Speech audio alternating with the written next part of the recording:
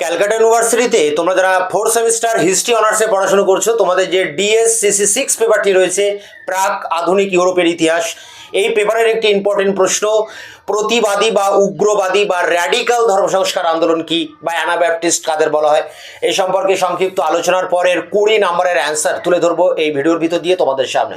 তো একবার আমরা বোর্ডে দেখে নেব আমাদের মূল প্রশ্নটা কি রয়েছে। দেখো, র্যাডিক্যাল বা উগ্রবাদী দুটো একই নাম, ইংরেজিতে র্যাডিক্যাল, বাংলায় উগ্রবাদী। ধর্ম সংস্কার আন্দোলন, মূল যে প্রশ্ন সেটি কিন্তু ধর্ম সংস্কার আন্দোলন, তার একটি বিশেষ দিক বা রূপ হচ্ছে র্যাডিক্যাল বা উগ্রবাদী। এবং পাশাপাশি অ্যানাব্যাপটিস্ট কারা ছিলেন, এই সমস্ত বিষয় নিয়েই আলোচনা আজকের ক্লাসে। তা দেখো, ধর্ম সংস্কার থেকে অনেক প্রশ্ন হয়, তোমাদের সিলেবাসে ধর্ম সংস্কারের অনেকটা অংশ জুড়ে রয়েছে। ইউরোপে ধর্ম সংস্কারের কারণ ফলাফল এই দিয়েই প্রশ্ন শুরু। তারপর মার্টিন লুথারের অবদান, মার্টিন লুথারের 95 থিসিস, মার্টিন লুথার কি শাসকের কাছে আত্মসমর্পণ করেছিলেন, জার্মানিতে কৃষক বিদ্রোহ, এতগুলো শুধু জার্মানির উপরে, মার্টিন লুথারের উপরে ধর্ম সংস্কার আন্দোলনের উপরে প্রশ্ন। এরপরে এই ধর্ম সংস্কার আন্দোলন ইউরোপের বিভিন্ন দেশে ছড়িয়ে পড়ে এবং মার্টিন লুথারের দেখা দেখি ইউরোপের অনেক দেশ থেকে নেতারা উঠে আসেন মার্টিন লুথারের সহযোগী হিসেবে এবং তারাও এই ধর্ম সংস্কার আন্দোলন সেই সমস্ত দেশে পরিচালনা করে।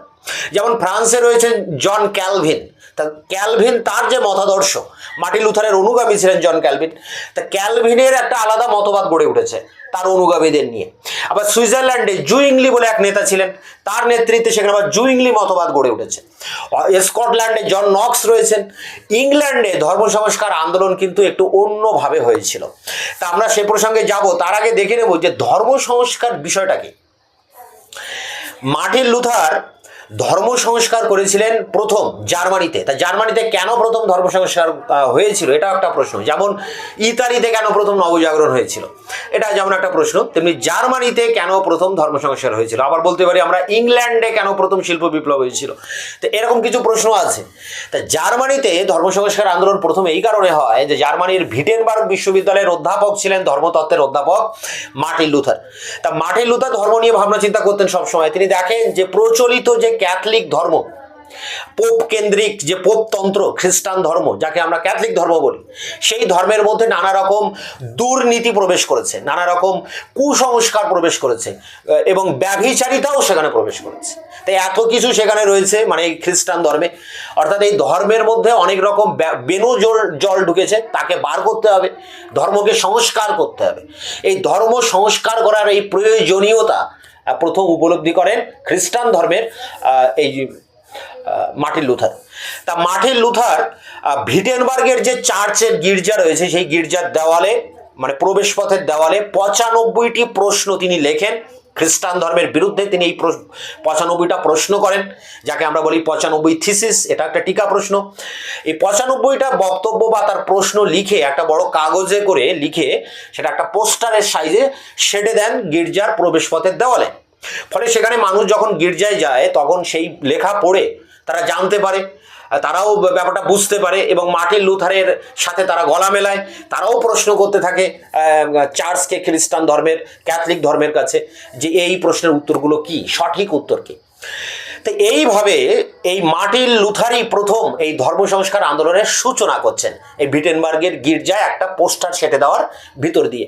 এরপর মার্টিন লুথার অনেক পুস্তিকা লেখেন, গ্রন্থ লেখেন, সরাসরি যে পোপ আছে তার সাথে দেখা করেন, তার কাছে বলেন যে ধর্মে এত কিছু অনিয়ম বেনিয়ম রয়েছে, সেগুলোকে বার করতে হবে, সংস্কার করতে হবে।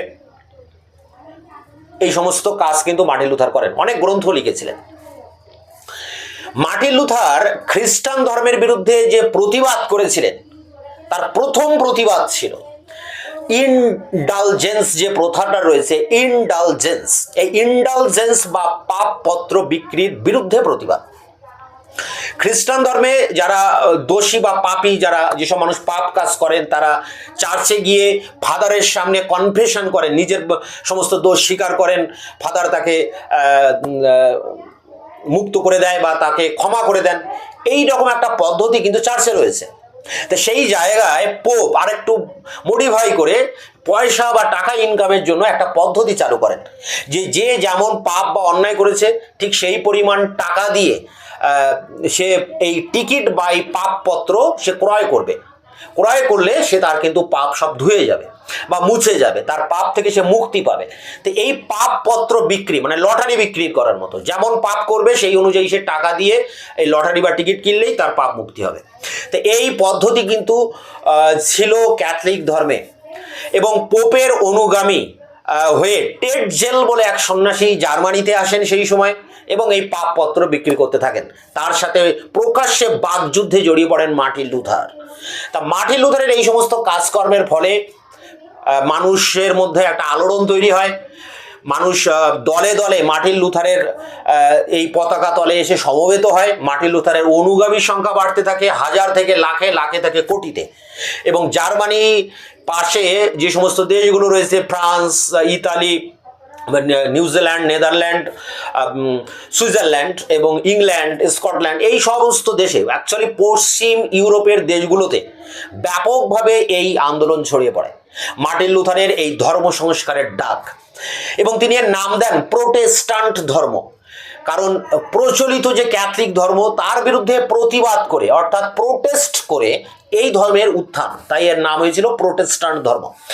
এটা মার্টিন লুথারের নেতৃত্বে জার্মানিতে শুরু হলেও এই সমস্ত দেশে কিন্তু ছড়িয়ে পড়ছে। ফ্রান্সে ক্যালভিনের নেতৃত্বে হচ্ছে, সুইজারল্যান্ডে জুইংলির নেতৃত্বে, স্কটল্যান্ডে জন নক্সের নেতৃত্বে, আর ইংল্যান্ডে হচ্ছে সম্পূর্ণ রাষ্ট্রীয় উদ্যোগে। ইংল্যান্ডের নেতা ছিলেন কিন্তু রাজা, স্বয়ং অষ্টম হেনরি, যিনি নব্য রাজতন্ত্রের সপ্তম হেনরি বানিয়েছিলেন নব্য রাজতন্ত্র, তার ছেলে অষ্টম হেনরির রাজত্বকালে তার প্রধানমন্ত্রী ছিলেন টমাস ক্রোমওয়েল। তা টমাস ক্রোমওয়েল বিভিন্ন আইন অ্যাক্ট পাস করে দেশের যে চার্চের অধিকার বা চার্চের উপরে রাজাকে বসিয়ে দিয়েছিলেন।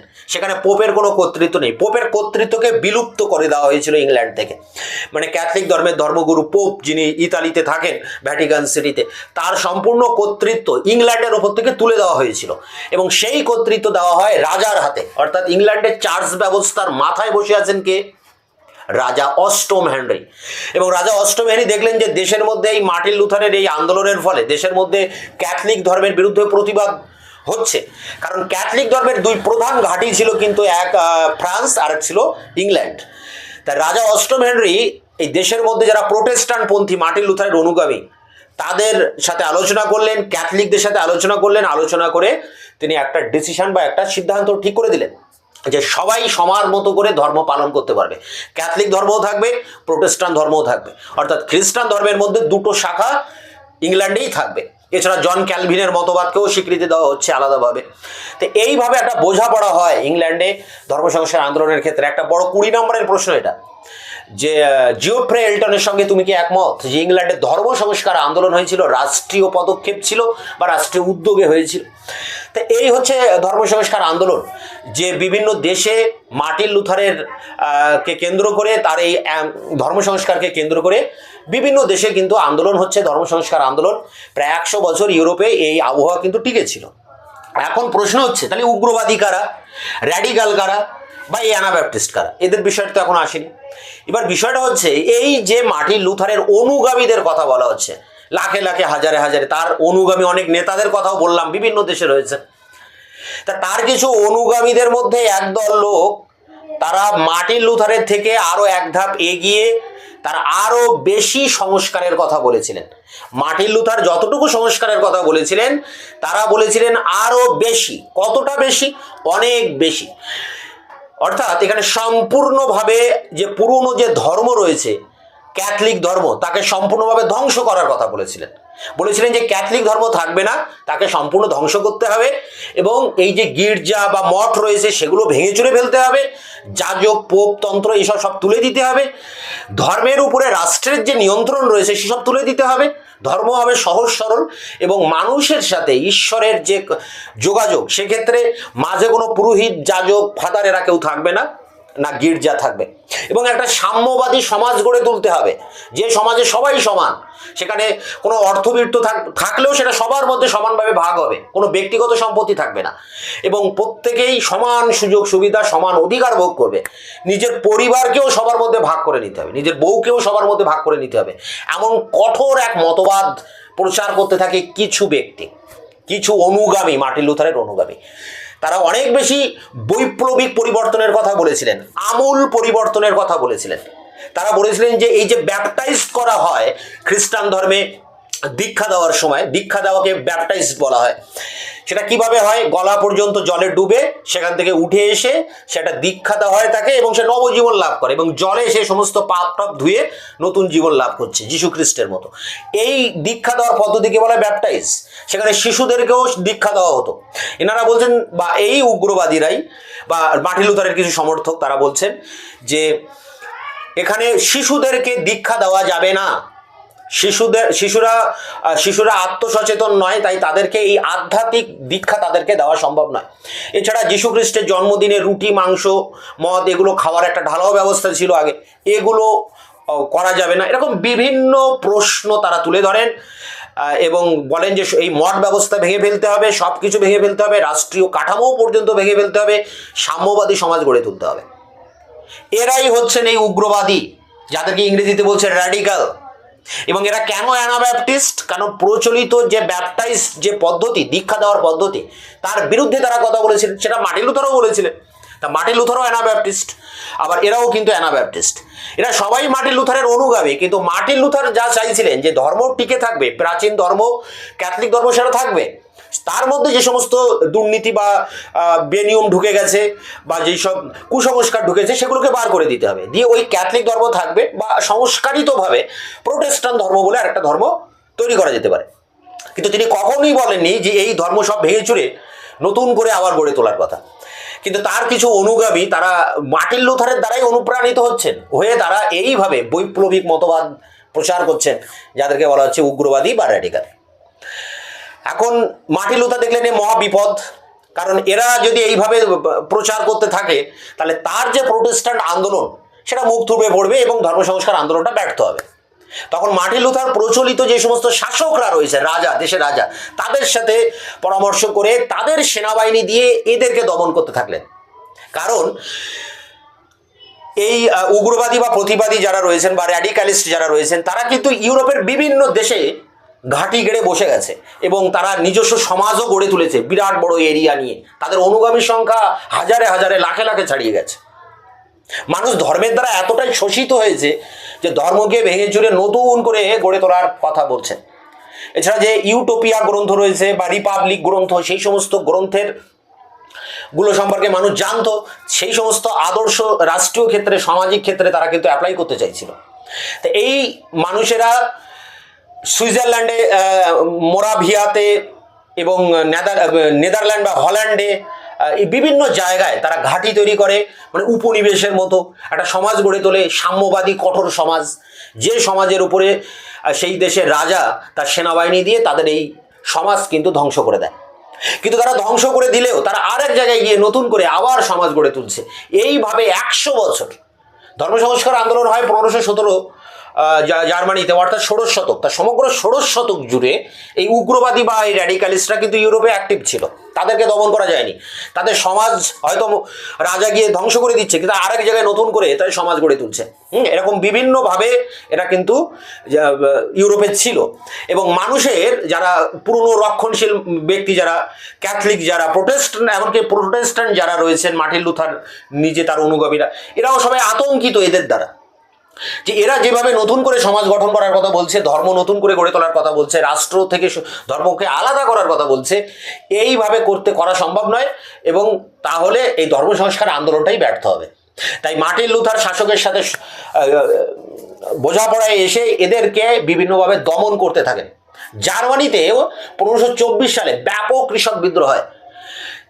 এই কৃষক বিদ্রোহ মার্টিন লুথার কিন্তু দমন করেছিলেন, জার্মানির শাসকদেরকে দিয়ে, তাদের সেনাবাহিনীতে দিয়ে এই সমস্ত বিদ্রোহ দমন করেন।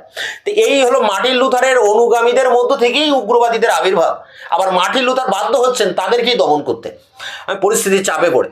তাই এদেরকে দমন করা হলেও কিন্তু এরা আজও বর্তমান রয়েছে। অর্থাৎ এই অ্যানাব্যাপটিস্ট বা র্যাডিক্যালিস্ট এরা কিন্তু এখনো রয়েছে। খ্রিস্টান ধর্মের বর্তমানে এখন দুটো মেন শাখা, একটা প্রোটেস্ট্যান্ট, একটা ক্যাথলিক। তা বাদেও কিন্তু ক্যালভিন মতবাদ রয়েছে, অ্যাংলিকান চার্চের মতবাদ রয়েছে, রাশিয়া, গ্রিক চার্চ, এক একটা দেশের যে চার্চ ব্যবস্থা, প্রধান চার্চ, তাকে কেন্দ্র করে একটা মতবাদ, মানে খ্রিস্টান ধর্ম সম্প্রদায় এখন হাজারো মতবাদের আবির্ভাব।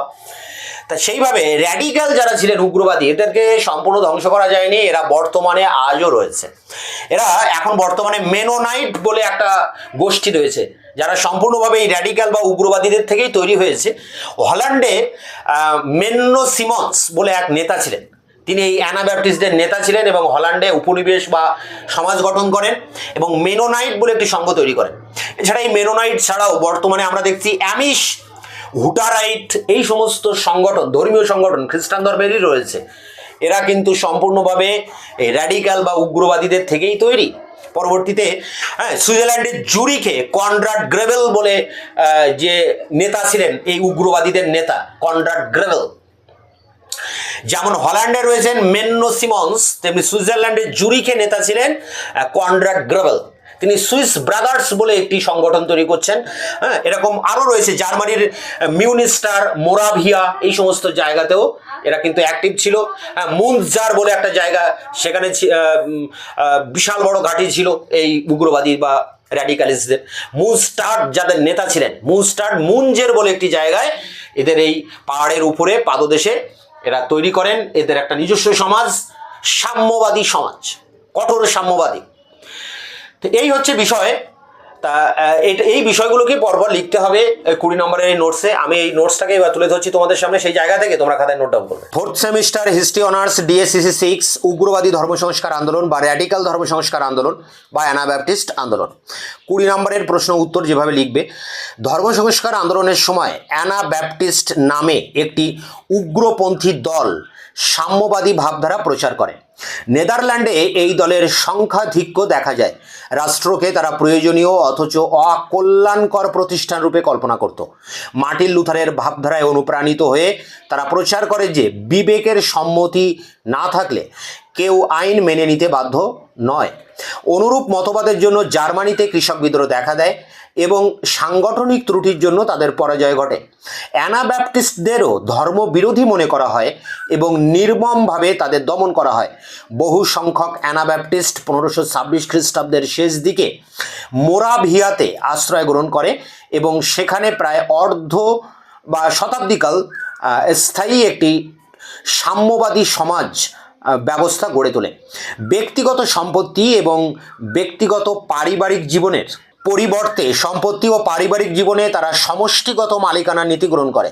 এই সমাজের ভিত্তি ছিল গণতান্ত্রিক। প্লেটো রিপাবলিক এবং টমাস মুরের ইউটোপিয়া অ্যানাব্যাপটিস্টদের সমাজে অনেকাংশে মূর্ত হয়ে ওঠে, কিন্তু সেনাবাহিনীর আক্রমণে শেষ পর্যন্ত এই সমাজ বিধ্বস্ত হয়ে পড়ে। লুথারের মৃত্যুর পর তার অনুগামীদের মধ্যে বিতর্ক বেঁধেছিল এই নিয়ে যে আচার অনুষ্ঠান ছাড়া ধর্ম পালন সম্ভব কিনা। মেলাংকথন লুথারবাদের যে ব্যাখ্যা দেন তাতে এই প্রতিবাদী ধর্মতত্ত্বে ধর্মীয় আচার অপ্রাসঙ্গিক হয়ে গিয়েছিল। যারা এই প্রতিবাদী ধর্মমত অনুসরণ করতেন তাদের কাছে আচার অনুষ্ঠানের চেয়ে ধর্মগ্রন্থে বিবৃত ঈশ্বরের বাণী অনেকাংশে বা অনেক বেশি গুরুত্ব পেয়েছিল। লুথারের আরেকজন বিশ্বস্ত অনুগামী ছিলেন ভন হাটন। 1522 খ্রিস্টাব্দে তিনি জার্মানিতে পোপতান্ত্রিক শহর কয়েকটির উপর আক্রমণ বা সামরিক আক্রমণ করেন। আসলে লুথারের ভাবনা নানান মানুষ নানাভাবে ব্যবহার করতে পারত এবং করেও ছিল। তার অনুগামীদের মধ্যে একটি ছোট্ট অংশ ছিল যাদের চিন্তাধারা লুথারবাদের সীমানা অতিক্রম করে অনেক বেশি বৈপ্লবিক ছিল। এই বৈপ্লবিক সংস্কার বা র্যাডিকাল রিফরমেশন এর অন্যতম প্রবক্তা ছিলেন ভিটেনবার্গে লুথারের আরেকজন সহযোগী অধ্যাপক কার্লস্টাড। পরে দেখো রয়েছে কার্লস্টাডের প্ররোচনায় ভিটেনবার্গের সংস্কার আন্দোলন একটি গণ অভ্যুত্থানের আকার নেয়। স্থানীয় গির্জার মূর্তি ধ্বংস করা হয় এবং এই গণ অভ্যুত্থান ধর্মীয় দাঙ্গায় রূপান্তরিত হয়। কার্লস্টাড নিজেও এই জাতীয় অভ্যুত্থানের নেতৃত্ব দেন। যারা এই গণ অভ্যুত্থানে অংশ নেন তারাও লুথার প্রদর্শিত সৎধর্মে বিশ্বাসী ছিলেন এবং এই সৎধর্ম প্রতিষ্ঠার পথে সব রকম বাধা ধ্বংস করতে তারা উদ্যত হন। তারা বিশ্বাস করতেন এই সৎধর্ম প্রতিষ্ঠার আন্দোলনে ঈশ্বর তাদের নির্বাচিত করেছেন সৈনিক হিসেবে। তারা হলেন ঈশ্বরের সন্তান যাদের কর্তব্য হলো প্রতিষ্ঠিত ধর্মীয় সংগঠনের সঙ্গে প্রত্যক্ষ সংগ্রামে লিপ্ত হওয়া। এই সংগ্রামের মধ্য দিয়েই তারা খ্রিস্ট বিরোধী ধর্মের বিনাশে উদ্যত হন। এই সংগ্রামে যোগ দিয়েছিলেন সমাজের দরিদ্র এবং অন্তজ মানুষ। লুথার ধর্মীয় আচারের মধ্যে ব্যাপটিজমকে স্বীকার করেছিলেন। যারা লুথারবাদকে একটি বৈপ্লবিক চরিত্র দিয়েছিলেন তারা ব্যাপটিজম সহ সমস্ত আচার অনুষ্ঠানের বিরোধিতা করেন। তাই এদের বলা হতো অ্যানাব্যাপটিস্ট। মধ্যযুগীয় যাজক বিরোধী গণ অভ্যুত্থানের সঙ্গে অ্যানাব্যাপটিস্ট আন্দোলনের সঙ্গে যথেষ্ট সাদৃশ্য রয়েছে। সমাজের দরিদ্র মানুষের সংস্কারবাদী অভ্যুত্থানের একজন অন্যতম নেতা ছিলেন টমাস মুঞ্জের। প্রথমে তিনি ছিলেন লুথারের অনুগামী, পরে মুঞ্জের ব্যাপটিজমের বিরোধিতা করে এক বৈপ্লবিক ধর্মতত্ত্ব প্রচার করেন। দরিদ্র মানুষের কাছে এই আচার বর্জিত ধর্মাচার বা ধর্মচর্চার অনেক বেশি আবেদন ছিল। ধর্মীয় সংস্কার তাদের দৃষ্টিতে ছিল শুধুমাত্র পারলৌকিক মুক্তির আশ্বাস নয়, ঐহিক জীবনের সব রকম সামাজিক শোষণ থেকে মুক্তির পথ। লুথার এই ধরনের বৈপ্লবিক ভাবনা পছন্দ করেননি, কিন্তু তার প্রচার যে প্রতিবাদী চেতনা জন্ম দিয়েছিল তা জার্মানির বেশ কিছু অঞ্চলে কৃষক অভ্যুত্থানের প্রেরণা হিসেবে কাজ করেছিল। এই বিদ্রোহের তাত্ত্বিক ছিলেন মুঞ্জের। 1524-এর কৃষক বিদ্রোহকে তিনি ঈশ্বরের অভিপ্রায় বলে বর্ণনা করেন। তার দৃষ্টিতে বিদ্রোহীরা ছিলেন একটি নতুন সমাজ গঠন করার সৈনিক। এমনকি তাদের অনেকেই রাষ্ট্রীয় কাঠামো পাল্টানোর জন্য সাধারণ মানুষের প্রতিনিধি সভার কল্পনা করেছেন। এই বৈপ্লবিক প্রতিবাদী আন্দোলন ব্যর্থ হয়। 1525 সালে তা দমন করা হয় এবং মুঞ্জেরকে হত্যা করা হয়। এর প্রায় এক দশক বাদে মুনস্টারে আমরা এই বৈপ্লবিক প্রতিবাদী আন্দোলনের পুনরুত্থান ঘটতে দেখি। লুথারের ধর্মতত্ত্ব যেভাবে একটি গণ অভ্যুত্থানের ক্ষেত্র তৈরি করেছিল, তার ফলে লুথার নিজেই যথেষ্ট বিচলিত বোধ করেন। মুনস্টারের অ্যানাব্যাপটিস্টরা আদর্শ খ্রিস্টীয় সমাজ ব্যবস্থা গড়ার যে চেষ্টা করেছিলেন তার সঙ্গে সাম্যবাদী সমাজ চেতনার অনেক মিল আছে। 1534 সালে নগরের প্রশাসনিক ব্যবস্থা এই বিপ্লববাদী সংস্কারকদের হাতে চলে যায়। এদের নেতৃত্বে ছিলেন ইয়ান ম্যাথিস এবং জন নামে দুজন হল্যান্ডের মানুষ। এই চরমপন্থী গোষ্ঠী অ্যানাব্যাপটিস্ট গোষ্ঠী শহরের জীবনে যে ধরনের পরিবর্তনের সূত্রপাত করেন তা উত্তরকালের সাম্যবাদী বিপ্লবের ইঙ্গিতবাহী বলে মনে করা হয়। কুইন্টেন স্কিনার এই মত পোষণ করেন। মুনস্টারের অ্যানাব্যাপটিস্টরা মনে করতেন সত্যিকারের ঈশ্বরবাসী মানুষের বা ঈশ্বর বিশ্বাসী মানুষের মধ্যে কোনো ধরনের ভেদাভেদ থাকা বাঞ্ছনীয় নয়, এবং যেহেতু সামাজিক ভেদাভেদের অন্যতম প্রধান উৎস হল শ্রেণীভেদ এবং সম্পদজনিত বৈষম্য, তাই একটি ঈশ্বর বিশ্বাসী খ্রিস্টীয় সমাজ প্রতিষ্ঠার জন্য ব্যক্তির সম্পত্তির অবসান প্রয়োজন। ব্যক্তিগত সম্পত্তি নিষিদ্ধ করা ছাড়াও তারা ক্রয় বিক্রয়ের মাধ্যম হিসেবে মুদ্রা নিষিদ্ধ করেন।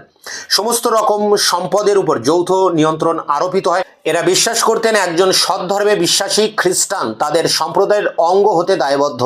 কালক্রমে এই ধরনের সামাজিক নিয়ন্ত্রণ যখন চরমে ওঠে, স্বাভাবিকভাবেই তার সামাজিক অসন্তোষ সৃষ্টি করেছিল। কিন্তু এই সম্প্রদায়ের উপর সব থেকে বড় আঘাত এসেছিল আঞ্চলিক রাজশক্তির থেকে। লুথারপন্থী জার্মান রাজারা মুনস্টার আক্রমণ করেন এবং এই সমাজকে ধ্বংস করেছিলেন, কিন্তু এর পরেও অ্যানাব্যাপটিস্ট চিন্তাধারা অন্যভাবে টিকেছিল। মুনস্টারের অ্যানাব্যাপটিস্টদের পরাজয়ের পর কয়েকটি অঞ্চলে তারা ছোট ছোট শান্তিবাদী গোষ্ঠী গড়ে তোলে। প্রথম থেকেই অ্যানাব্যাপটিস্টদের মধ্যে এই দুই ধরনের প্রবণতা ছিল। একটি গোষ্ঠী সমাজের বৈপ্লবিক রূপান্তরে অগ্রণী হয়, অন্য একটি গোষ্ঠী সমস্ত রাজনৈতিক সংস্পর্শ বাঁচিয়ে সৎধর্মীদের একটি স্বনির্ভর সমাজ গড়ে তুলতে চেষ্টা করে, যেখানে তারা খানিকটা লোকচক্ষুর অন্তরালে অনাড়ম্বর ধর্মীয় জীবন পালন করতে সক্ষম। 1525 সালে সুইজারল্যান্ডে জুরিখের কনরাড গ্রেবেল নামে একজন অ্যানাব্যাপটিস্ট এই ধরনের একটি সমাজ প্রতিষ্ঠা করেন।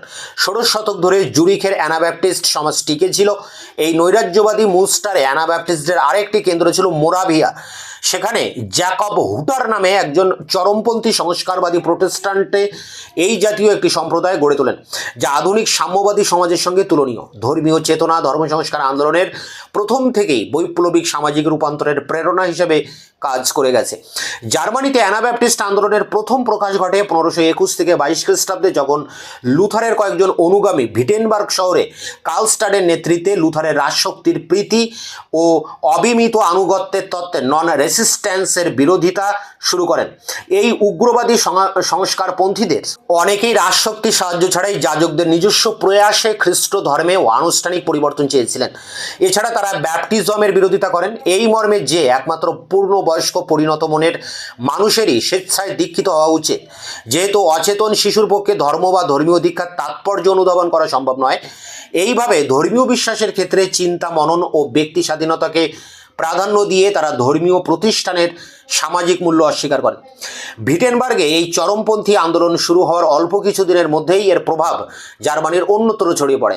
ইংল্যান্ডের ললার্ডের মতন এই আদর্শে সবচেয়ে বেশি উদ্বুদ্ধ হয়েছিলেন সমাজের নিম্ন শ্রেণীর মানুষেরা, বিশেষত জার্মানির কৃষক শ্রেণী, যারা নানাভাবে রাষ্ট্র ও ধর্মীয় প্রতিষ্ঠানের করভার ও আর্থিক নিষ্পেষণে অত্যাচারিত হতো।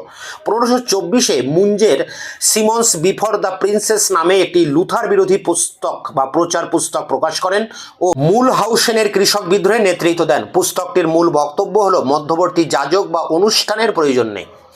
প্যারা করে ধর্মীয় প্রতিষ্ঠানের অস্তিত্ব অপ্রয়োজনীয় একথা ছাড়া মুঞ্জের আরও লেখেন যে এই প্রতিষ্ঠানবিহীন ব্যক্তিকেন্দ্রিক সদ্ধর্ম প্রতিষ্ঠার ক্ষেত্রে রাজন্যবর্গ এক্ষেত্রে লুথারের সহযোগী নিপতিকুল যদি বাধার সৃষ্টি করেন তাহলে রাজশক্তির সঙ্গে সম্মুখ সমরে অবতীর্ণ হওয়া সদ্ধর্মীদের পবিত্র কর্তব্য। অ্যানাব্যাপটিস্ট আন্দোলনের আরেকটি ধারায় অবশ্য এই বৈপ্লবিক চেতনা অনুপস্থিত। তারা একটি রাষ্ট্রবিহীন বিচ্ছিন্ন সাম্যবাদী সমাজ গঠনের নৈরাজ্যবাদী অলিক তত্ত্ব ইউটোপিয়ান প্রচার করেন। তারা মূলত ছিলেন শান্তিবাদী, পেসিফিস্ট ও খানিকটা পলায়নী মনোবৃত্তি সম্পন্ন। তারা সদ্ধর্মীদের বিচ্ছিন্ন স্বনির্ভর সমাজ ও রাষ্ট্রশক্তির মধ্যে ব্যবধান রচনা করতে চেয়েছেন, অর্থাৎ রাষ্ট্রশক্তির বিলোপার্থে রাষ্ট্র বিপ্লবকে বিশেষ গুরুত্ব দেননি। এই জাতীয় নৈরাজ্যবাদী চিন্তার প্রধান কেন্দ্র ছিল সুইজারল্যান্ডের জুরিক, যেখানে 1523 থেকে 24 গ্রেভেল ও তার সহযোগী মাজ সংস্কারপন্থী তাত্ত্বিক জুইংলির সঙ্গে প্রকাশ্য বিতর্কে অবতীর্ণ হন। তারা রাষ্ট্রপ্রীতি সমালোচনা করেন। তাদের বিরুদ্ধে রাষ্ট্রযন্ত্র সক্রিয় হয়ে উঠলে সেই উৎপীড়নের অভিজ্ঞতার মধ্য দিয়ে একটি নৈরাজ্যবাদী চেতনার জন্ম হয়। অনেকে এই নৈরাজ্যবাদী চিন্তাধারাকেই অ্যানাব্যাপটিস্ট মতবাদের মূল স্রোত হিসেবে চিহ্নিত করেছেন। লুথার যেখানে রাষ্ট্রীয় শাসনকে সর্বান্তকরণে গ্রহণ করতে বলেছেন, গ্রেভেল সেখানে রাষ্ট্রের সঙ্গে সমস্ত সম্পর্ক ছিন্ন করতে বলেছেন। 1527 খ্রিস্টাব্দে স্লাইটহাইমের ম্যানিফেস্টোতে এই নৈরাজ্যবাদী মতের মূল তত্ত্বগুলি লিপিবদ্ধ করা হয়। রাষ্ট্রশক্তি ঈশ্বর প্রদত্ত এই মত মেনে নিলেও তারা রাষ্ট্রের চিরন্তন অস্তিত্বে বিশ্বাসী ছিলেন না। তাদের মতে পাপাচারী মানুষের অপরাধ প্রবণতার প্রতিবন্ধক হিসেবে ঈশ্বর রাজশক্তির হাতে শাসনদণ্ড তুলে দেন। কিন্তু যে আদর্শ সমাজ পাপমুক্ত ও পরিচ্ছন্ন এবং যেখানে অন্যায়, অপরাধ ও অসদাচার অনুপস্থিত, সেই সুসংস্কৃত শান্ত পরিমণ্ডলে রাষ্ট্র শাসনের কোনো প্রয়োজন নেই। যেহেতু অ্যানাব্যাপটিস্ট তাত্ত্বিকেরা নিজেদের সত্যিকারের ঈশ্বানুরাগী সৎ মানুষ বলে মনে করতেন, তাদের কাছে রাষ্ট্রের কোনো প্রয়োজন ছিল না। একই কারণে তারা সহমর্মীদের অস্ত্র ধারণ ও সামরিক ক্রিয়াকলাপ পরিহার করতে বলেন। রাজনীতি ও প্রশাসনে অংশগ্রহণ, করদান ও রাষ্ট্রীয় আইন আদালতের সাহায্য নেওয়া তাদের কাছে সৎ ধর্মের পরিপন্থী হওয়ায় বর্জনীয় ছিল। প্যারা করে দেখো শেষ প্যারা। এই নৈরাজ্যবাদী আদর্শের পরিপূরক ছিল তাদের সাম্যবাদী চিন্তা। সমাজে অসম ধনবন্টনকে তারা সামাজিক অশান্তি ও দ্বন্দ্বের মূল উৎস বলে মনে করে তারা যৌথ সম্পত্তির আদর্শকে রূপায়িত করতে চেয়েছেন। 1530-এর দশকের প্রথম দিকে স্ট্রাসবুর্গ ও মুনস্টারের অ্যানাব্যাপটিস্ট নেতৃত্ব একটি বিকল্প ও বিচ্ছিন্ন সাম্যবাদী সমাজ ব্যবস্থা গড়ে তোলার চেষ্টা করেন, যেখানে সম্পদের যৌথ মালিকানা স্বীকৃত হয়েছিল। অনুরূপ প্রচেষ্টা এই জাতীয় সাম্যবাদী আদর্শের পুনঃপ্রকাশ ঘটেছিল সপ্তদশ শতকের ইংল্যান্ডে পিউরিটান বিপ্লবের সময়। তো এই ছিল র্যাডিক্যাল বা উগ্রবাদী ধর্মসংস্কার আন্দোলন বা অ্যানাব্যাপটিস্ট আন্দোলনের উপর 20 নম্বরের প্রশ্ন উত্তর। এই পেপারের সমস্ত প্রশ্ন উত্তর চ্যানেলে দেওয়া আছে, ভিডিও ডেসক্রিপশন বক্সে লিঙ্ক রয়েছে, সেখানে সব প্রশ্নের উত্তর তোমরা পেয়ে যাবে। দেখা হচ্ছে অন্য ভিডিওতে।